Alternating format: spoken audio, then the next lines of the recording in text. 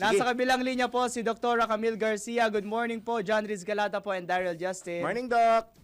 Hi, good morning. Good morning, John. Good morning, Daryl. Good morning. Ayan, Doc. gising ako ha. Okay, thank you, Doc. Alam ko napakaaga kumpara nung dati sa Life Balas na alas 6 ng gabi. Ito naman 5:30. Pero Doc Camille, maraming salamat. Maraming We salamat believe po. na kahit patapos na, Doc, yung school year, it's still a pressing issue para mabansagan ang Pilipinas na bullying capital. Your thoughts on this, Dr. Camille, lalo doon sa report ng EDCOM2 about it? Actually, nakakalungkot dahil kasi maraming unreported na mga bullying acts and it can even lead actually may mga reports pero hindi kasi nababanggit pero dito sa Quezon City napag-alaman namin na mayroon pang ang bata na nag-commit ng nagpatiwakal na mismo sa loob ng eskwelahan dahil sa pangyayari ng bullying. Kaya yun yung mga nakakalungkot na na pangyayari yung hindi nire-report sa sobrang takot din ng mga biktima ng bully. Tapos umaabot sa punto na ganyan na nga, hindi nagiging maganda yung mga pangyayaring ito. Tapos parang nawala, hindi mo alam kung ano yung gagawin ng eskwelahan, kung ano yung ginawa sa mga sa biktima o yung even din sa mga bully itself. Ngayon, Doc, Yun yung nakakalungkot dun. medyo didiretso ako ng konti tungkol doon. Doc, sa tingin Sige. ninyo, in your opinion, based siguro din sa mga findings at studies at naririnig niyo yung mga reports na nakakarating siguro sa inyo, saan sa tingin ninyo may pinakamalaking pagkukulang dito? Is it really yung mga ini-enforce na guidelines ng school pagdating sa pagdidisiplina, yung manner ng pagdidisiplina sa mga estudyante? O do you think na sa bahay pa Bahay lang may mismo. malaking problema na kaya nagkakaroon ng malalang kaso ng bullying sa labas ng bahay, speaking of the kids?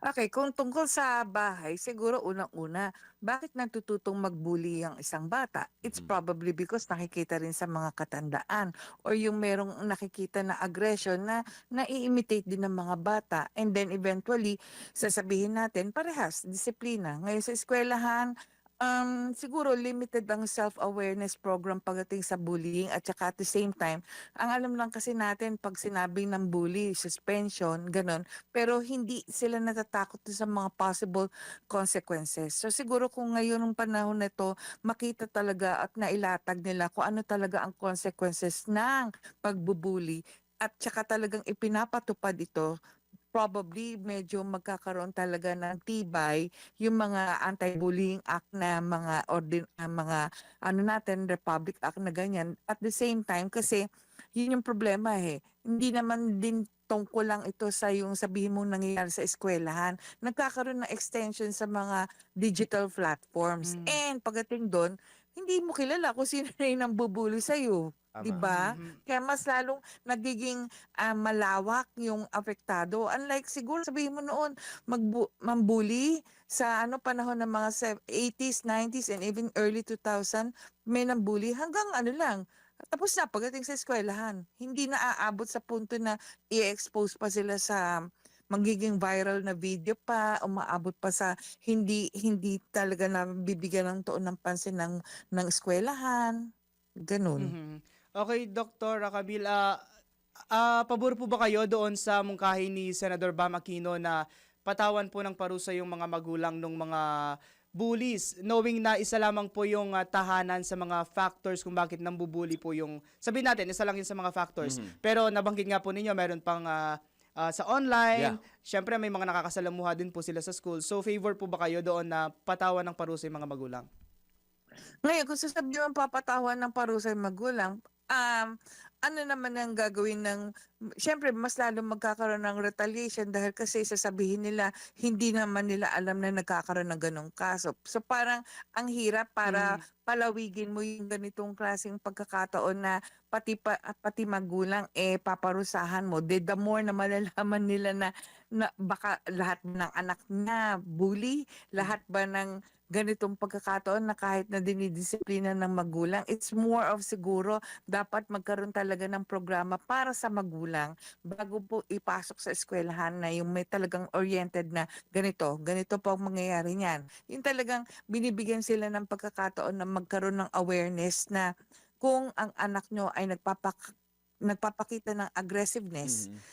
talagang kinakailangan mag-undergo ng ganitong klaseng programa. Kasi siguro pagdating naman sa ganyan, malalaman na natin kung sino yung medyo may pagka-agresibo, yung medyo sabihin na natin nag-uumpisa pa lang kahit elementarya pa lang ang isang bata, meron talagang ganong klaseng behavior. So pagdating sa ganyan, dapat magawan o maagapan. Unfortunately, ang nagiging problema natin, kahit tanungin niyo sa mga public schools, ilan ang guidance counselor or pwedeng gumabay sa mga estudyante. Kung minsan hindi ko alam kung sa buong what if kung isa lang ang guidance counselor sa buong eskwelahan. Mhm. Na napaka-limited din yung access sa mga ganyan na pwedeng gumabay sa estudyante. Ang mga teachers din, sa tingin mo ganun ka-epektibo ba na masusumbong mo sa teacher? Anong gagawin ng teacher pag sinumbong na may bullying ganito? Hindi rin nila alam, i-report ba nila kung saan or meron ba silang dapat gawin or yung sana yung ganong yung programa na pag nag-bully, eto may programa ang eskwelahan, dito ka, parang ganon. So hindi talaga magkakaroon ng pagkakataon din Mhm. na yung estudyante alam nila yung mga possible consequences. Pangatlo, pag nasa loob ng eskwelahan, sa tingin nyo estudyante lang ang nabubully, 'di ba kung minsan mga teacher din nabubully. Exactly. Mm. Oo. So, nakikita nila 'yun eh. Nakikita nila 'yun eh. So, paano mo pasasabi kung makikita mo may kahinaan na rin yung teacher dahil kasi binubully ng kung sino. Mhm. Or ultimo yung mga estudyante, ang gagaling din mambully. Mhm. At saka minsan yun pa nga Dok ang nakakalungkot yung mga estudyante pa yung nauuna to a point na 'di ba umaabot pa minsan sa Mm. pagkakataon na yung mga teacher umiiyak tas ang ending imbis na makatulong sila hindi na rin minsan Mhm. pumapasok yung mga teacher na insecure tas nawawalan na ng gana at minsan ito Dok kanina nabanggit ninyo yung tungkol dun sa paano tinuturuan ang mga bagets sa Mhm. kanilang mga tahanan ng mga magulang minsan pinapasok pa nga nila Doktora Camille yung mindset na 'di ba nabanggit niya rin kanina na nung panahon ng mga yung older generation would say Oo. hindi kaya naming tagalan yan Mhm. imbis na ma-motivate yung mga kabataan natin na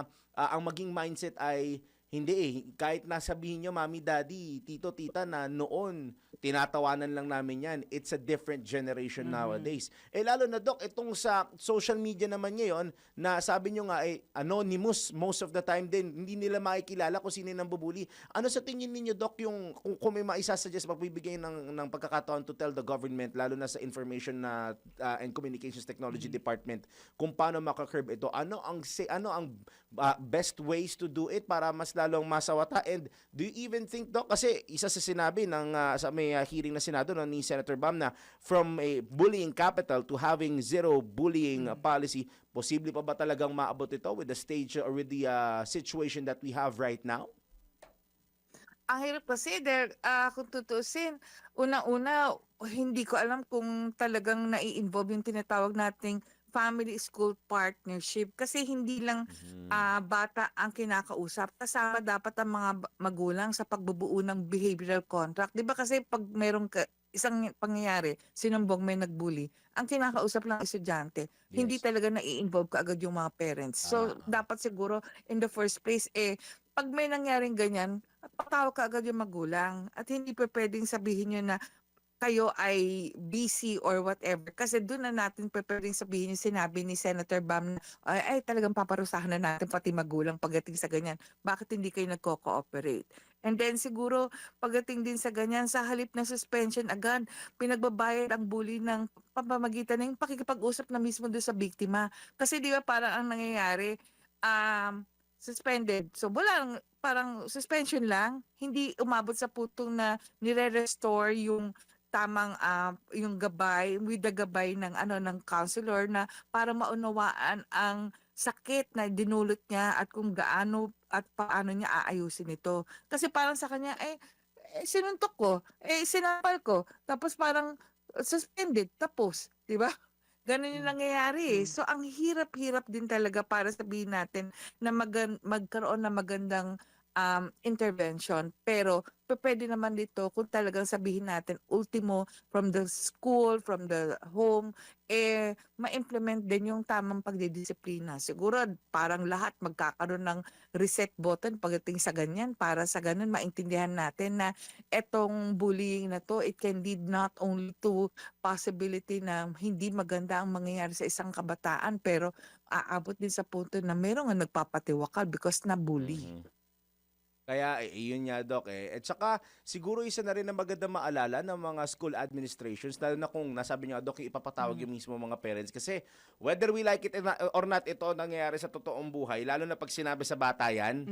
Kunwari nagbigay ng mga tawag tong correspondence para ipatawag yung magulang, yung mga bata hindi na sasabihin yan. Kasi nga magkakaroon ng iba't ibang dahilan tapos pag tinanong ng magulang, kamusta ka sa school? I'm okay.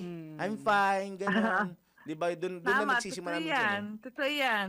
So talagang dapat mahalagang tignan na ang bullying hindi lang ito isang bilang disiplina sa bata, kundi bilang isang community issue. Kasi kung magiging community issue to, nangangailangan talaga na magulang, yung guro, maging yung mga content creators Yes. na humuhubog sa isipan ng kabataan. Kasi 'di ba, kung minsan tayo, ang laki ng impact ng mga content creators ngayon to the point na parang nakikita nila, na-orient sila na tama ba ganito or maaring nagagaya nila kung ano yung nakikita nila, 'di ba? Exactly. Kaya nga maganda na mak-curb kagad ito. Anyway, Doktora Camille, baka meron pa kayong mga pahabol na mensahe o paalala o panawagan sa mga viewers and listeners natin ngayong umaga, Doc? Particularly sa mga magulang and students natin. Yes, exactly. Okay, siguro kinakailangan pagdating sa ganyan, alam ko na takot ang mga biktima o witness na nagsusumbong dahil sa banta ng restback o dahil sa tingin nila ay wala pang yung sabihin na natin seryosong aksyon gagawin ng school. Pero siguro kung lahat tayo bilang mga nagwi-witness dito, huwag kayong matakot na isumbong yung mga bagay na ito dahil kasi ito yung maaaring tsansa na nakakasalba kayo ng buhay. Dahil kasi kumisan tayo bystander, yun yung kumisan, di ba, lahat natin, nakikita natin, ang daming actually nagiging bully at nagiging biktima ng bully dahil sa panonood lang. Nakikita nila na parang, ay, may aggression na umaabot dito or kaya naman, ito yung paraan ko para magkaroon ako ng konting kapangyarihan kasi yung umaabot tayo doon sa kuyog mentality. So dapat lang siguro paigtingin natin yung tamang values, yung tama pong pagdidisiplina at siguro pagdating sa ganyang pagkakataon, umpisahan natin talaga sa ating mga tahanan para sa ganun, maging tama rin ang pagpapalaki natin sa ating mga anak. Ayun. Doc, next time, budulin kita ulit. Ito pag-usapan natin sa life balance one of these days. Magkwentuhan tayo ulit. Sige. Pakausap ko na lang din kay Kim. Pero again, Doktora Camille, maraming salamat po Thank sa you so paggising much ng po. napakaaga para makausap namin because sa dami ng issues ngayon, ito baka nakakalimutan na and I think it's high time na mapag-usapan ulit ito kahit napatapos na yung school year. At sana magsilbing aral na to sa lahat na bullying is never a good option. Doc Camille, maraming salamat. God bless po. Thank Good you so morning. much po. Ay, thank you so much din, Daryl and Jan. Maraming salamat. Thank you po. Yan po, nakasama natin at nakausap ang isang psychologist ang suki natin na si Dr. Camille Garcia.